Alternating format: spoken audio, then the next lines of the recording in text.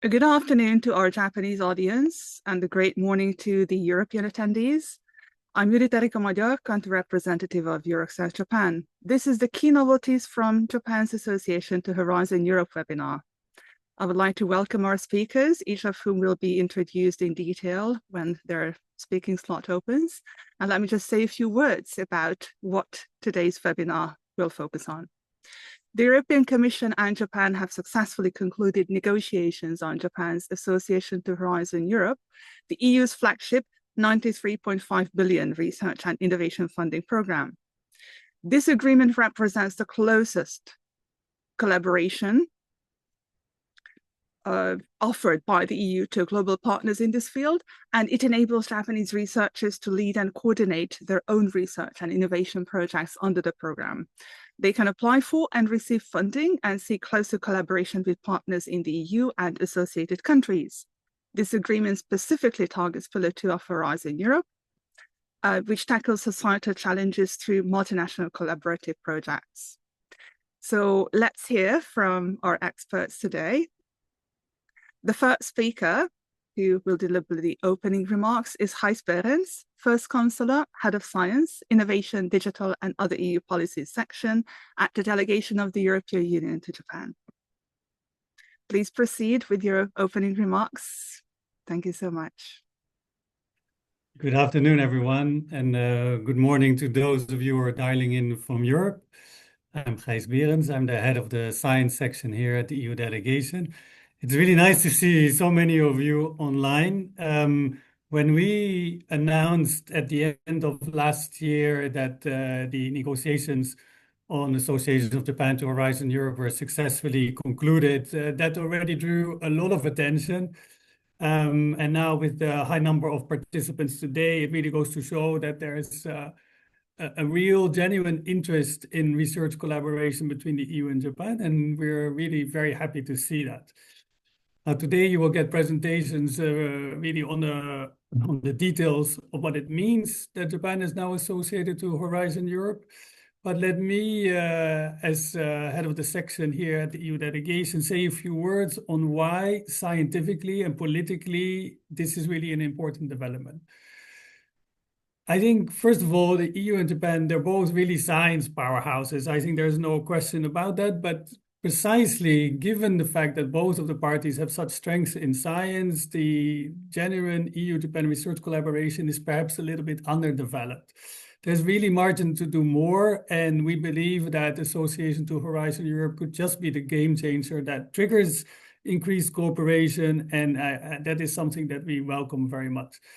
I don't know if you've ever seen figures on what international scientific cooperation does to the impact of research papers, but we have some very good statistics that show that if EU, European, and Japan-based researchers team up together to publish papers, to do research together, the impact is simply much higher. The citation records are higher, particularly if you compare it to if, for instance, Japanese researchers go it alone and only publish nationally. This is an important observation because it leads to better science, it leads to more impactful science, to a higher quality science. And this is what we want because we are facing a large number of global issues that we simply cannot tackle all by ourselves. So this is really a welcome development.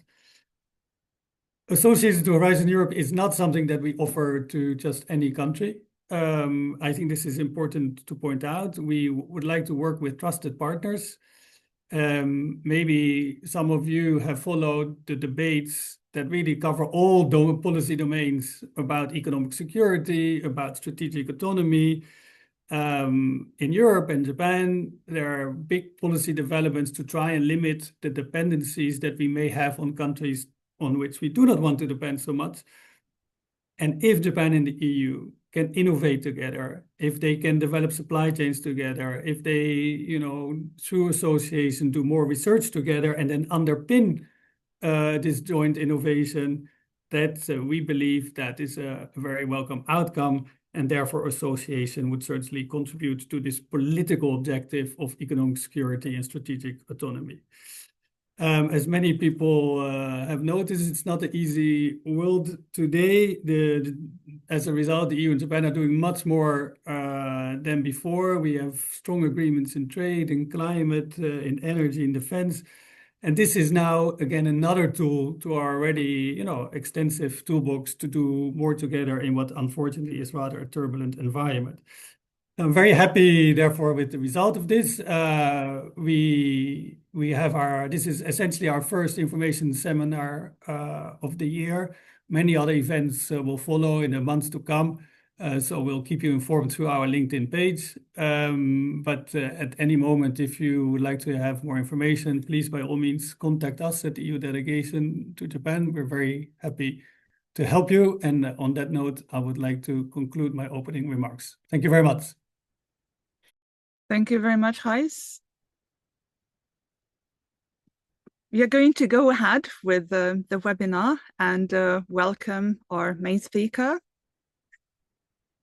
Emmanuel Echevang is Policy Officer for SDR Cooperation with Japan at the Directorate General Research and Innovation at the European Commission. The title of her presentation is the same as our event's theme, Key Novelties from Japan's Association to Horizon Europe.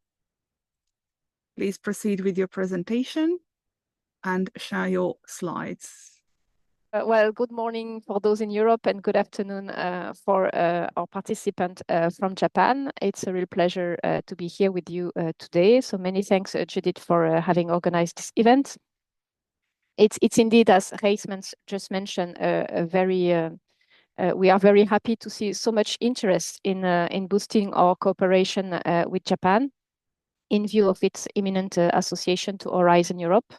And today I will try to guide you through a little bit the novelty that association brings to our opportunities for cooperation, and give you also a concrete first guidance elements if you're interested.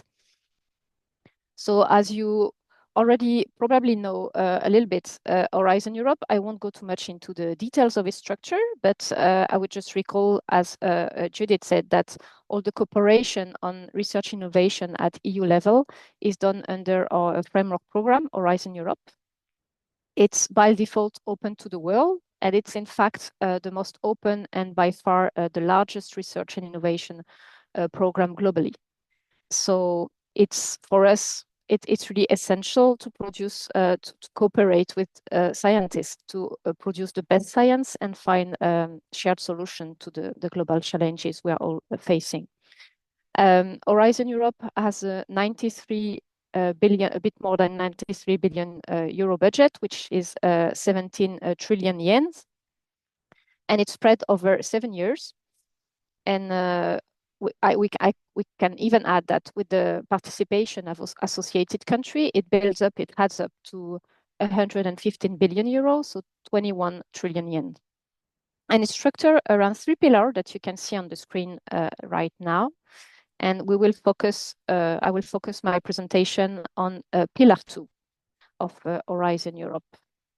So if we zoom in on pillar 2, it's the collaborative part of Horizon Europe. It's really aimed at tackling global challenges such as climate change, the digital transformation, public health, and it helps the EU to achieve the UN Sustainable Development Goals and also boost its competitiveness.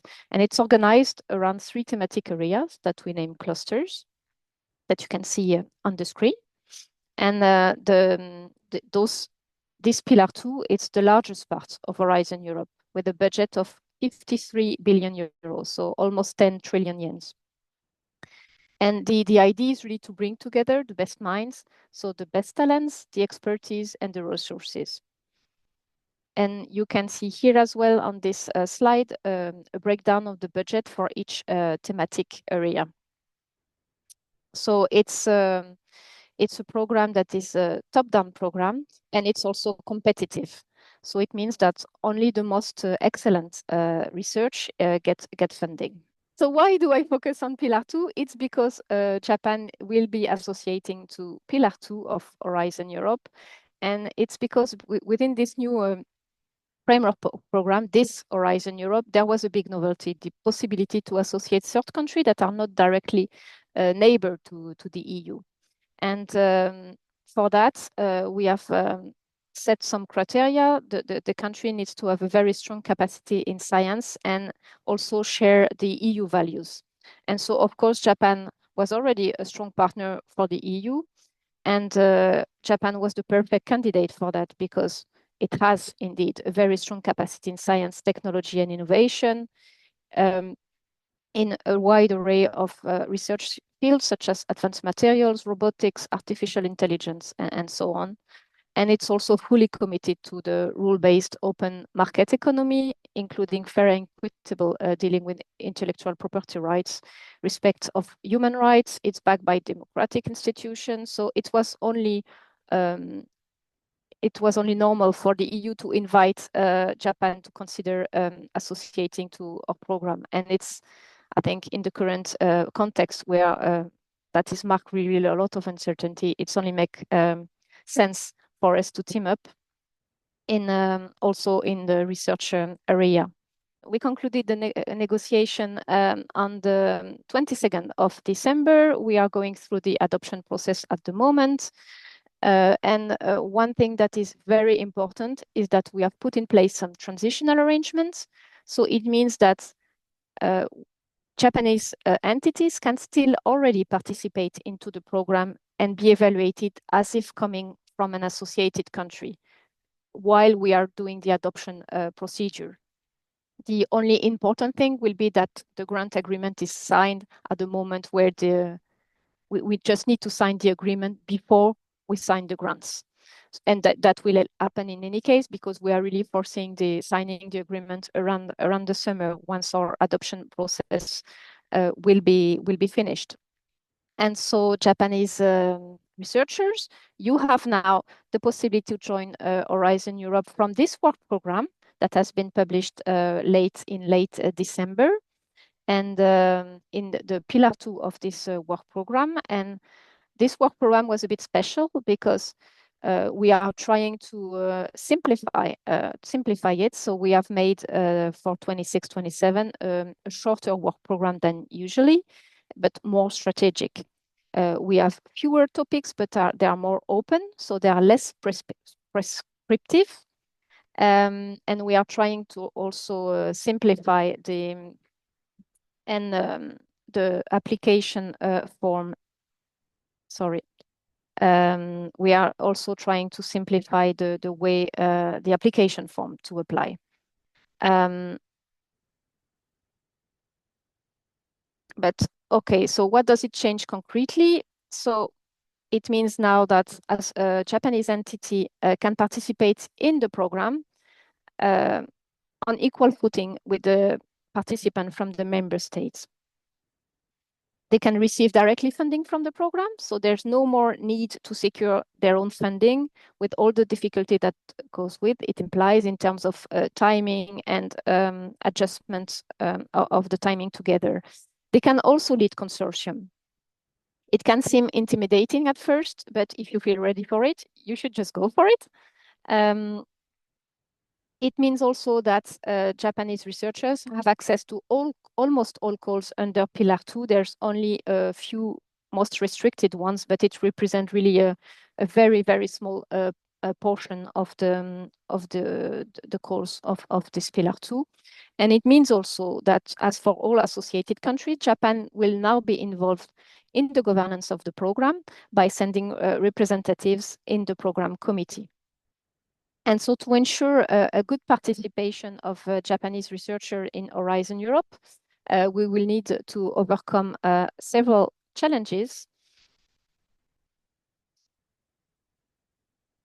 There are evident barriers such as the distance between Europe and Japan and the language that maybe make it more difficult to find partners and to form a consortium. But and as Reis mentioned, at the moment, the cooperation of Japan and Europe in research and innovation has not reached its full potential. So we really want to increase this with this association. And we will try to foster links and connection between researchers. And for this purpose, we will need to work on to raise awareness about Horizon Europe in Japan and support Japanese researchers to find their way to the program. So for this, we can count on our colleagues in the EU delegation in Tokyo. We count also on Judith, our Euraccess correspondent, who have done a great job, and they will continue to spread the news, meeting people and explaining our program. And you can also count on the national contact points, Fumiko, who is with us also today to inform and assist you and advise on administrative procedures. And we also have upcoming information days that we organize in the commission to explain cluster by cluster the different parts of Horizon Europe. And some of them, many dates have been published. Some of them are coming in the next weeks. So I would invite you to register to those if you want to hear more. And they are also registered. So in case you cannot attend, that's not an issue. You will be able to hear. There's also registered sessions focused on implementation that provides really guidance on submitting a proposal, how to prepare the grant. So they're really practical sessions that are recorded, and also a more a global session about the content of each cluster of the program. And now we will dig in more like concrete guidance on how to join. And for me, the first advice would really be to go to the EU tender and funding and tender portal, which is where all the EU programs are published. I would really invite you to explore there. You can find the call that is made for you. And with this, you can find really tons of information and guidance, like the info days that I mentioned in the event part. There are resources to help you. And of course, when you look for a partner, you need to activate your own network. But there's also a functionality to search for a partner on the portal. You can use specific criteria as the country, the type of organization, or specific topics, and you can connect with them. And you can also there find the contact of your NCP. And because the NCP are here to help you also in your own language, so in Japanese too, because I can understand that our portal might be difficult to navigate at first. And once you are find your call and you want to apply, here you can see a little bit the timeline of the program implementation. So at the moment for this work program 26-27, the calls have opened, some calls have opened end of last year or early this year. So they are still open, and we are in the proposal preparation phase. So after the call closure, we will start the evaluation and the preparation of the grants. So this process takes 8 months from closure of the call until the grant signing, which marks the beginning of the project. So it means that with the association now of Japan, the first project involving Japanese researchers as beneficiaries should start around the end of this year. And we are very much looking forward to that. And also, if you want to prepare a proposal, I share here a few key guiding principles of things you could keep in mind, because they are directly responding to the 3 awards criteria against which your proposal will be evaluated, which are excellence, impact, and the quality and efficiency of the implementation. So if you aim to prepare a proposal for Horizon Europe, you should really count on your strengths and really emphasize what makes you special and the best to achieve the expected impact of the call of the topic you are aiming to. And I will be sharing this presentation with you later, so you can also come back to that later. And once you have proposed, once you have submitted your proposal, it will be evaluated. And here I will share a little bit of information about this evaluation process. So your proposal is always evaluated by a panel of evaluators. It means that at least 3 individual evaluators, but it's more than often, it's more than 3. They are chosen for their expertise in the field and of course for the absence of a conflict of interest.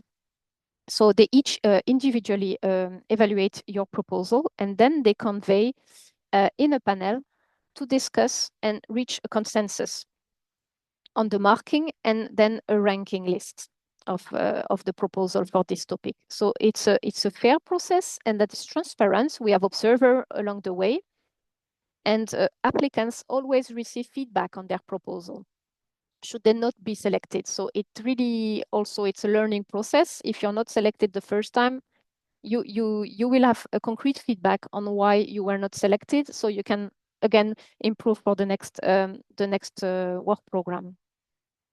And I can also mention here that we always welcome experts from all over the world to become our evaluators in the program. So this might be something of interest to you. So if you're interested in becoming one evaluator for Horizon Europe, you can apply on our portal. And I will go a little bit later in the future, because Japan is associating to this Horizon Europe that cover the period 2021 until 2027. And so after this, there will be a new multi-annual framework program that will be implemented. And so the Commission is currently preparing it. So it has prepared its proposal for the new program, which will cover the period 2028 until 2034. It will also be named Horizon Europe, so it will be easier. So I will mention the new Horizon Europe for the moment. It will have a strong focus on the competitiveness, and what is really outstanding is the budget that you can see now on the screen. It's 175 billion euros. It means around 32 trillion yen. So it's almost a double from the current Horizon Europe budget. And it's a combination of continuity and novelty. So I won't go into too much detail, because at the moment it's only a proposal that the Commission has made, and now it's being discussed in the European institution, the European Parliament, and the Council, the European Council. So it's been discussed and negotiated. So there might be small changes, but here you can see the draft structure that the Commission has proposed. And you can see here that there are 4 pillars, and there's still this pillar 2, which is again the collaborative part. And it is proposed with a budget of 75.9 billion euro, around 14 trillion yen. And it's directly linked with a new instrument that is called the European Competitiveness Fund, which is made to ensure a better valorization of our research and innovation outcomes. And it will be not organized in 6 clusters like the current Horizon we have, but what we call 4 policy windows that you can see here. That's clean transition and industrial decarbonization, health, biotech, agriculture and bioeconomy, digital leadership, and resilience and security, defense industry and space. And I will finally share like a little bit the novelties that we are aiming for this new framework program. Some that we have already started to implement in the work program 26-27 of the current Horizon Europe. We want to really simplify it. So we want to streamline the reporting obligation. We want to have faster procedures. We also want it to be even less prescriptive, so with more open calls. We want to make more use of lump sum, and also streamlining the different types of action, because at the moment we have the really different type of action you can apply to. So this will be also streamlined, but we will maintain the consortium approach. We might review a little bit the composition of a consortium, but it will be the same consortium structure with one coordinator. And finally, what is very of interest, I guess, for you is that there is still association in the next framework program. And it will be, there is continuity there. There will be partial association. It will be accessible for third countries that are not direct neighbor the EU, and this it will take into account the risk and the benefit for the Union. And as in previous transition between framework program, the countries that were already associated are in very good place to become associated to the new one. So Japan will have its chance to become associated to the next framework program. And as soon as we have this new program adopted by our EU institution, we can start discussing with the third countries about their association. So we hope that we'll be able soon to discuss the association of Japan also to the next framework program to make sure this enhanced cooperation is a long-term one. And yeah, I will stop at that, and we'll be happy to take your question if you have any. Thank you very much. Thank you very much. And I would like to invite all our speakers to please come back online. Thank you for the very detailed explanation, Emanuela. And let's start with the questions.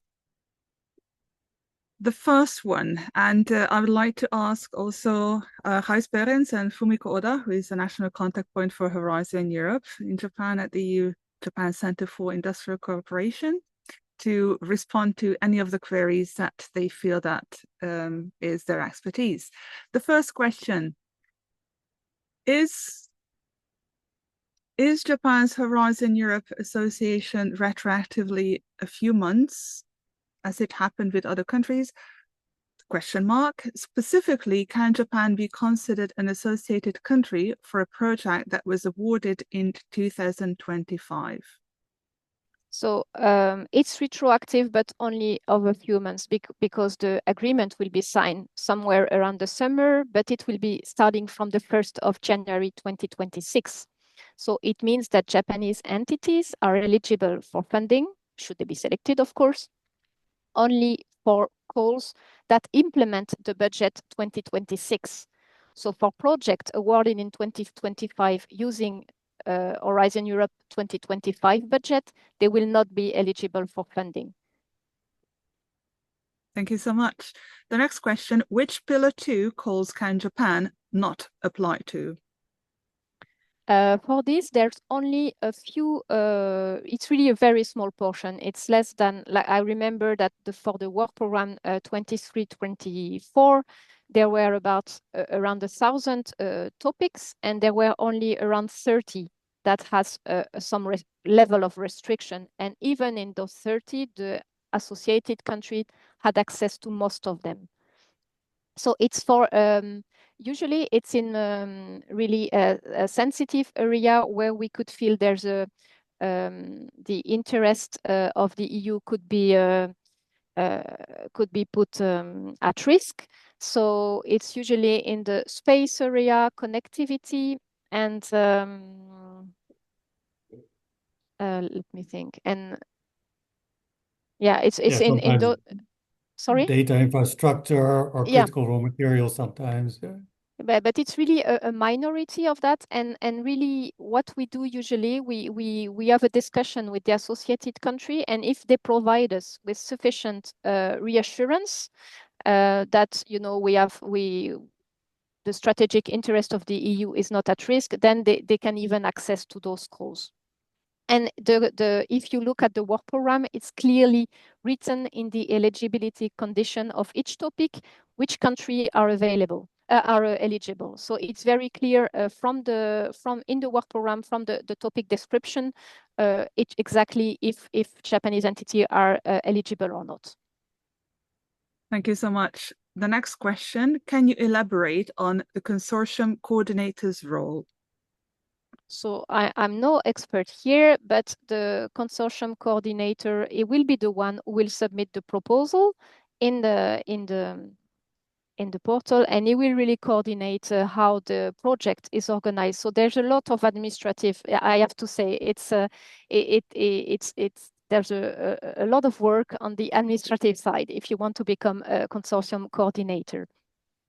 So you have to be very conscious of that. And mostly what we usually see is that when the country associate first, we will have participants like participating in a consortium before taking directly the coordinator. It's always a plus to have already an experience as participant in the program before starting as a consortium coordinator. But really, we have seen also cases of people, going directly for it and being successful at it. And also, it's also good if you aim at becoming a consortium coordinator, especially on your first participation, to really discuss with people who have experience of the program. But it's really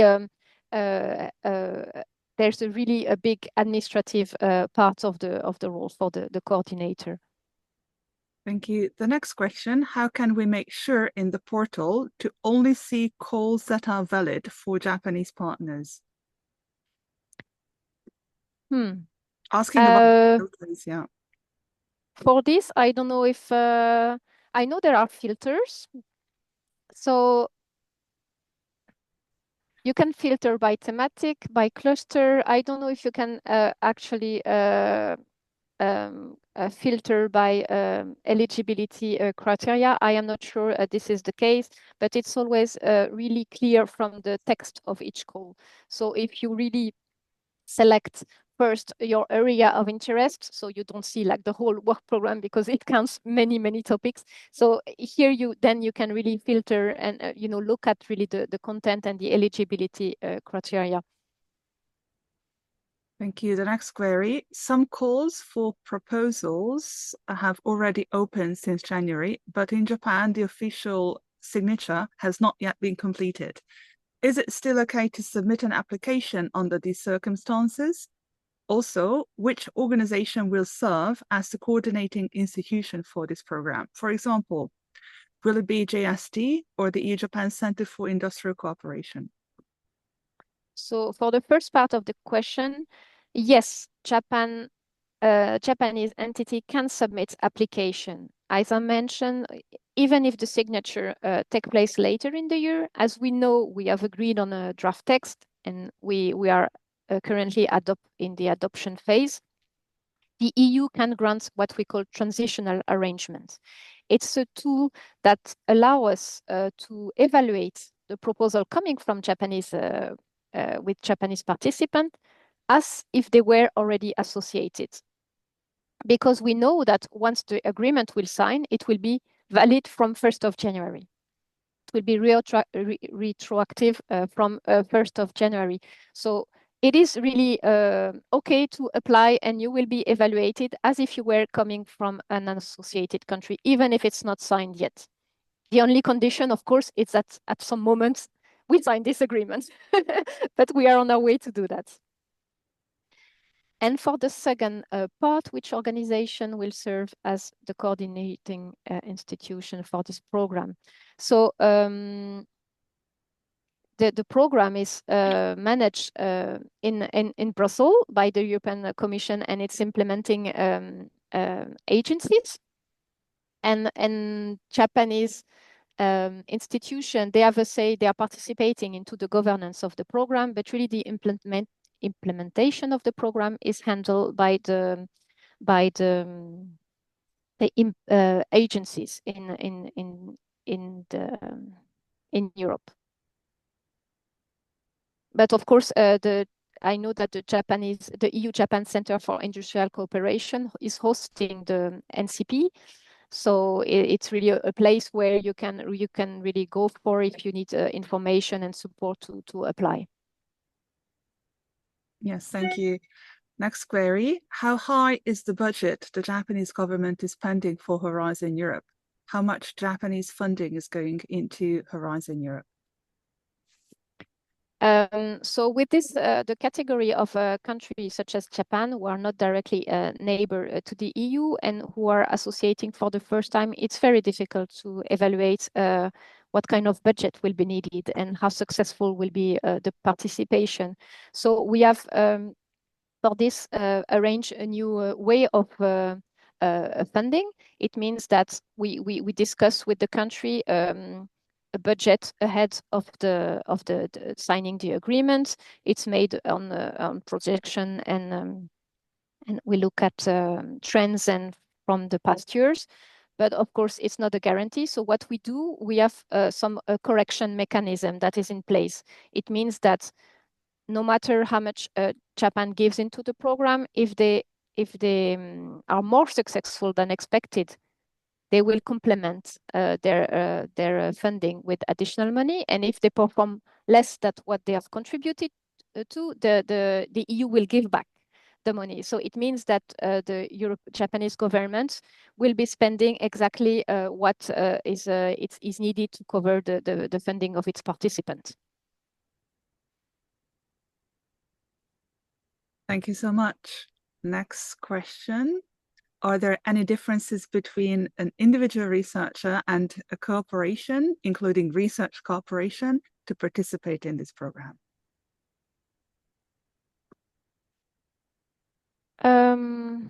For this one, I'm not entirely sure. I'm not entirely sure how to reply to that. I don't know if other speakers have an idea how to address this question. Well, maybe just to give an indication that it is not limited just to research institutes or university researchers. Research that is done in companies, whether they SMEs or bigger companies, are also very much welcome to apply as parts of a consortium. Actually, to give an example of that, on the 5th of February in Germany, there will be a big matchmaking event that will bring companies together and research entities and research institutes to try and form consortia, particularly in the field of manufacturing, digital, AI, quantum computing, etc. So it's an example that businesses are also very much welcome to join consortium, and that there are also activities really to bring the businesses in touch directly with other researchers. So, and the answer to the question is yes, it's also open to business researchers. Thank you for that. The next query: can non-Japanese researchers based in Japan also apply, or only Japanese nationals? That's a good question. I have actually no thought about that. I imagine that if they are affiliated to a Japanese research entity, they would be, of course, able to apply. No, that just to confirm that is indeed the case. Yes. Thank you. EU missions and European Bauhaus facility in Pillar 2, are they also open to Japanese, or only 6 clusters? No, they are indeed open, and because Pillar 2 is composed, we have 6 clusters, but we have also additional elements that are financed by the Pillar 2 budget. I could also mention in the latest work program we have an horizontal part, which is because some topics are horizontal to several clusters, so they are not one cluster specific, but they are all still under the Pillar 2, so they are accessible for a Japanese entity. I'm thinking about the calls from the Clean Industrial Deal part, or the RACE, which is a resource for AI science in Europe. So these parts are of the horizontal aspects are financed with Pillar 2 budgets, so they are accessible, and the EU mission as well to the Japanese researchers. Thank you. Can you please elaborate on whether Japan-Swiss collaborations fit into this program? Is it possible for Japanese scientists to have Swiss partners as their primary or even secondary collaborators? So, of course, as I mentioned, it's not only facilitate the cooperation with the EU researcher, but also from other associated countries. But there's one element that you need to keep in mind: is in the composition of the consortium. There are rules, and you need to at least have one person from a member state. So you cannot only have participants that would be from Japan and Switzerland, for example. You would need to also to involve some partners from EU member states. And maybe to add here that there's a good chance that in the new framework program that the composition rules are going to be tightened a little bit, which means that instead of having just one EU member state to be part of the consortium, it might well go to two. This is not decided yet, but it's something to bear in mind. Yeah, this was in the proposal to have indeed two different organizations from two different member states as a mandatory criteria for the consortium composition. Thank you. Next query. Could you please confirm whether the lump sum applies to the entire 2026-27 work program for Cluster 7, Digital, Industry and Space? I am sorry, I don't have the reply to this question. I have not. I was so focused, on preparing and the negotiation of this association that I wouldn't be able to reply to this question. But I can look for the information and then share it with Judith later on, unless Reis or Fumiko or even you, Judith, you have the reply to that. No, I'm sorry, but we'll definitely look it up. So, dear attendee, if you could please send an email to japan@euraccess.net, I'll put it in the chat. We'll make sure that any single question that's still pending will be answered. Thank you. Next question. When we apply for the funding, should our team be international? And that's quote unquote international. In other words, should some of the members in our team be of European origin, European researchers? So as mentioned, if it fits the criteria of the consortium composition, the partner in Japan, and it can be a team in Japan, can be only Japanese members, but it needs to have partner in a member state and in another associated country to respect the consortium composition rules. Thank you so much. Next query, technical assistance for disaster risk management, which is a part of Pillar 2, open for Japanese entities. If it's part of Pillar 2, yes, it's open for Japanese entities, because I doubt that this topic would be one of the very few ones who are restricted. And you can really check into the eligibility criteria of the topic you're interested to. It's really clearly written if which country are eligible, and if it reads associated countries, then it means Japan is eligible. Yeah. Thank you. Next query. When an EU institution wishes to contact a Japanese national research institution as a possible partner, should the EU institution contact the Japanese institution through the ministry or agency that oversees that institution? I would say that there's no necessity for that. We know that contact between researchers happen.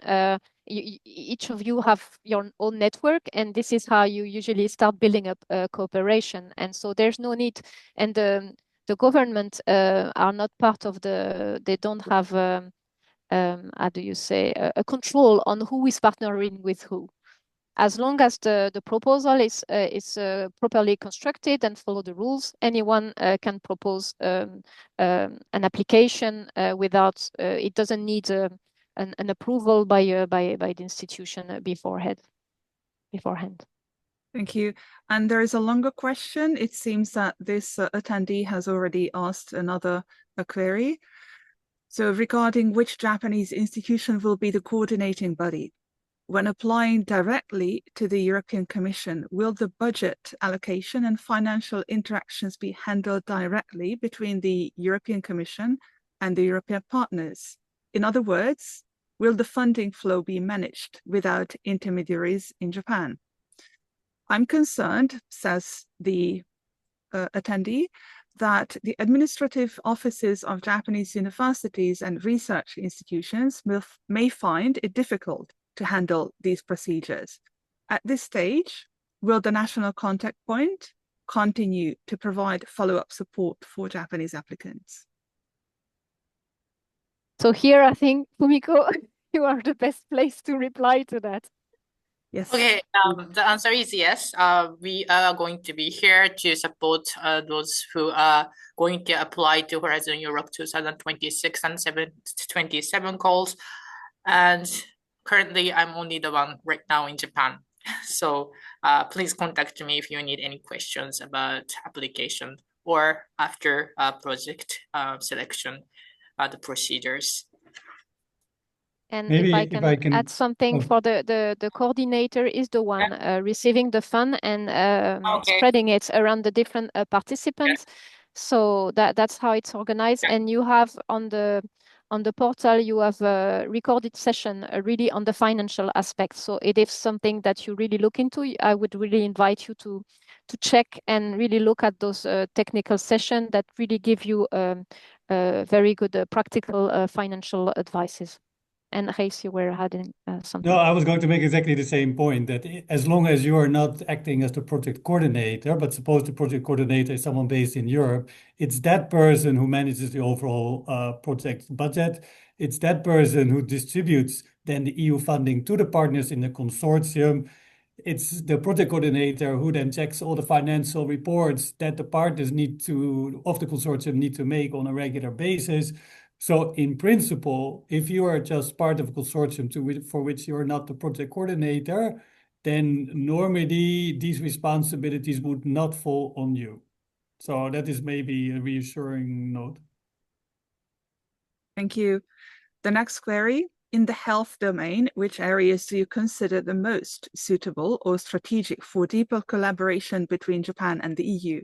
Would emerging infectious diseases and pandemic preparedness or major chronic diseases with a high societal burden, such as cancer, be among these priorities? It's a very specific query. Yeah, and yes, the reply is yes. The one you listed here are really among the priority, and there's even we have around the EU missions. There's a cancer mission, and it has established a very good cooperation with the Japanese agency EMED to really explore what can be done together. So these are definitely areas that we prioritize, and it's also with the you mentioned preparedness. It's also the conversions between health research and climate change research they are converging to see the effect of climate change on health. So that is also one of the other priority area that I could mention. Thank you. But maybe if you're an individual researcher, of course, you do not necessarily have to follow the priorities that are set by either the government of Japan or by the European Commission. For us, it's helpful if our institutional dialogues get supported by joint collaboration. That is what we would like, of course.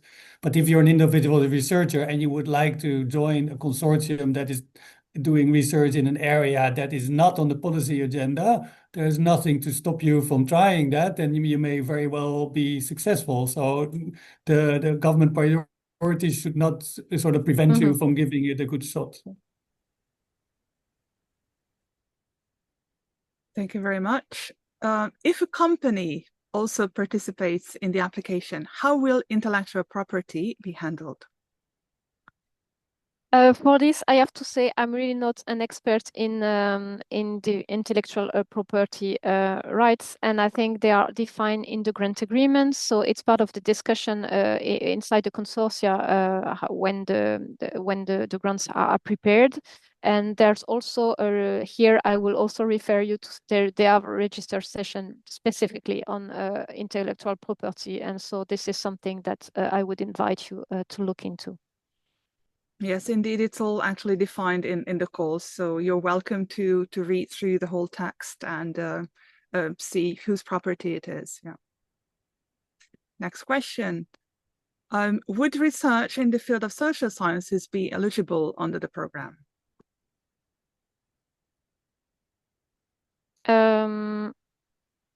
Yes, they are. They are part of so I'm trying to see my the clusters that I don't have at hand. I think they are part of cluster 2, if I'm not mistaken. But yes, they are part of the program under Pillar 2, yes. Thank you. The next query, current agreement being finalized between the EU and Japan, will it be extended to 2028 to 34 under almost the same conditions, or new agreement will be negotiated at an appropriate time in 2027? So indeed, there's a negotiation that will take place for Japan to join the next program, but we don't start from scratch. We have a very good basis with the agreement we have negotiated now. That's because in the agreement we have negotiated, there's a part that is valid for all EU programs, that is permanent. So this is already negotiated, and then we discuss also the specific condition for one program. So here we have discussed the specific condition. So we have discussed the global association to any EU programs, and we have also discussed the specific condition for this Horizon Europe that end in 2027. And so for the next framework program, we will only discuss the specific condition for the new program. So there are many aspects that will remain the same, but we will discuss the specific aspect of the next Horizon Europe in a negotiation that will hopefully start in 2027. And it will be really a shorter process, of course. And we will discuss the specific area of the program where Japan might associate. We will discuss the financial implication and the new link to the specificity of that program. Thank you. And we are running out of time, so we'll only answer 3 more questions at this point. Sorry about that. So there is a question in Japanese, and the rough translation is, are there any restrictions from a security perspective? If I'm not mistaken, it's a period of time associated with the national military, Fumiko. Can you please confirm if I'm translating it right? So are there any restrictions from a security perspective? I don't really understand what it means, period of time associated with the national military. About some limited calls about Horizon Europe in cluster 4. Some of the calls are restricted, and I think that he had the question previously, and now he's asking about this, if there's any restriction related to the national security aspects, if there's any calls that's going to be closed for associated country newcomers. Yeah.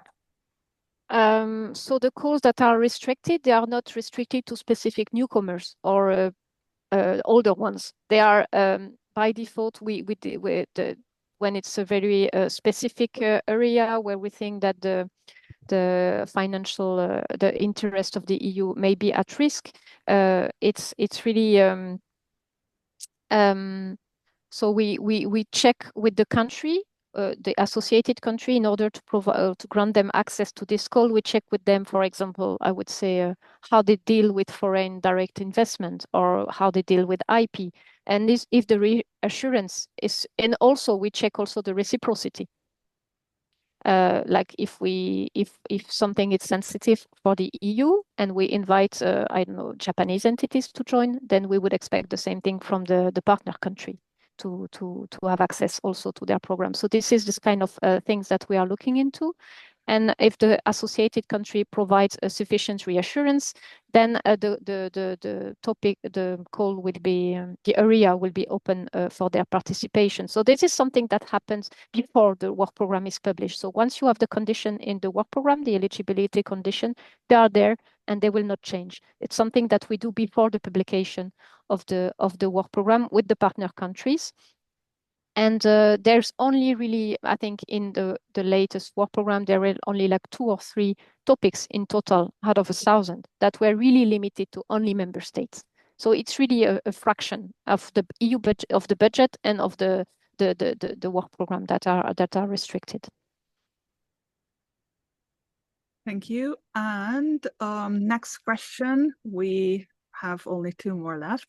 Is it possible for a Japanese NPO organization to act as the coordinator of stakeholders from Japanese side? And can we be part of the project?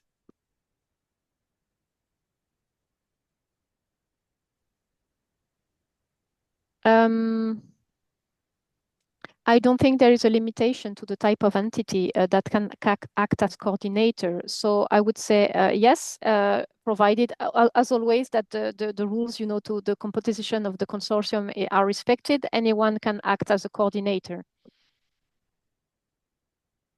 Thank you. Next question. As Japan is now an associated country, well, it will be, is it possible to join an existing application on the cluster 2? The person has corrected this query. So on the cluster 2, 2025-26, the correction So of the data. here it's a bit, so if the application has already been submitted and the important thing is to see what is this call. Is it linked to the budget of 2025 or is it linked to the budget of 2026? And if it's implementing the budget of 2025, meaning it's part of the work program 2025, because I know that in the work program 2025, some calls open late in 2025 and they are still being evaluated and some of them are even maybe still open at the moment, but they are still part of 2025 program, it won't be possible for Japanese entity to apply for funding because they did not participate to the 2025 budget. Thank you. And the last question, under which cluster does transdisciplinary research fall under? For example, where researchers from natural sciences, social sciences, and medical sciences work together? This transversality between clusters is something that we have seen, and there are indeed some topics that are really horizontal. That's why we have created an horizontal part of the program when we have real topics that touch upon different clusters. So I would maybe invite you to look into this, and other than that, to find exactly where to look into, you can really use keywords to do your research in the funding portal. With keywords, you will find the appropriate calls, no matter if they are in, I don't know, cluster 2 or cluster 3. I think that using the keywords to do your search would be really helpful instead of going through each and every call of the program. Thank you so much. That's all the time we had for the questions. And any further queries, please address them to japan@euroaccess.net and they will be forwarded to the speakers. And we have reached the final part of our webinar. I would like to ask our NCP, the National Contact Point for Horizon Europe, Fumiko Oda, to deliver the closing remarks. Thank you very much. I'm Fumiko Oda from EU Japan Center. I'm a national contact point for Horizon Europe right now. First, I'd like to express my appreciation to those who have been supporting me through these years, involved in cooperation between Japan and the EU in a research program like Horizon Europe for many years. And at the same time, I'd like to welcome those who are newly joining this community. I hope this session has helped to clarify your questions or key aspects related to Japan's association with Horizon Europe and find new opportunities available for researchers. Before I conclude, I'd like to briefly highlight again the role of National Contact Point, or NCP for short, in Japan. At present, I am the National Contact Point serving as the main contact for researchers seeking for information guidance on Horizon Europe, including call for proposals, participation conditions, or finding partners. Both in English and Japanese language, we provide information. In particular, for projects involving Japan, there may be some additional procedures or points to be confirmed on the Japanese side. So for this reason, we strongly recommend that contacting us at the early stage will be important in your practice to the Horizon Europe. In Japan, we are also working on the project to further strengthen the National Contact Point framework. with the aim of expanding or enhancing the support available for Japanese researchers in the future. Finally, we are interested in, if you are interested in Horizon Europe program or any program related to the EU, please contact National Contact Point in Japan. You can access to our website on the QR code shown here.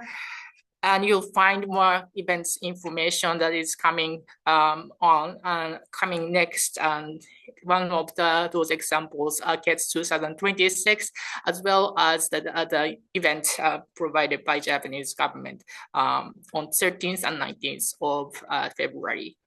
So if you need further questions, please contact me. And thank you for joining this webinar. I hope you'll be successful in Horizon Europe. And thank you for very much for attention again. So back to you, Sujit. Thank you. I would like to express all our gratitude to the speakers today, Emmanuel Chauvin, Gijs Berends, and Fumiko Oda for giving their time to us, and our attendees for joining us for this very long hour. Apologies for going 8 minutes over. Please follow us on LinkedIn, X, and Facebook, and check the portal for information. Should you have any queries, please reach out by email. Thank you for your time, and goodbye.